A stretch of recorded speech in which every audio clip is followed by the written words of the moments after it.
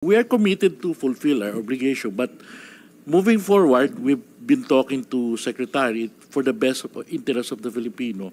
Ano yung best solution? That's why we are in agreement in principle on where we are heading to. No? Although we're doing synchronizing with the OTR with respect to obligations, etc., kung ano po yung makakabuti sa project. Ang makapabuti sa project, cancelahin yung kontrata sa inyo. Yun ang maaaring, yes, He did possibly. the right thing. Yes, yes. Secretary Vince did the right thing. Yun po yun.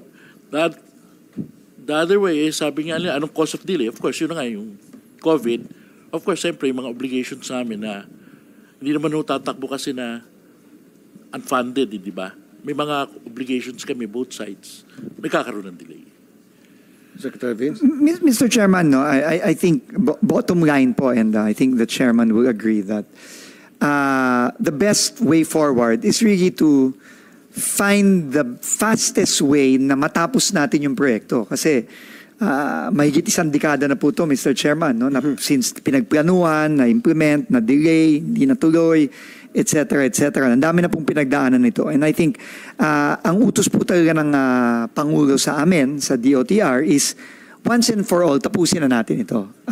Gagong-gago na, Mr. Chairman, and nandito din po ang San Miguel Corporation. May commitment po ang San Miguel Corporation na matapos na ang MRT 7 finally by 2027, early 2027. No? So ang gusto po talaga naming mangyari, napipilitin naming ma-deliver, is by the time na matapos ang MRT 7 sa 2027, tapos na rin po finally ang common station. Kasi kahit na po operational na ang MRT 7 sa 2027, kung ang common station po ay hindi pa tapos, kawawa pa rin po yung mga commuter natin. Kasi hindi pa buo ang MRT. Kasi ang MRT 7 po, papasok po ng common station 1, common station yan, Mr. Chairman. Kasama po ng LRT 1 at ng MRT 3. So ang goal po talaga natin, ang utos ng Pangulo, matapos na ang lahat ng mga proyektong yan finally by 2027.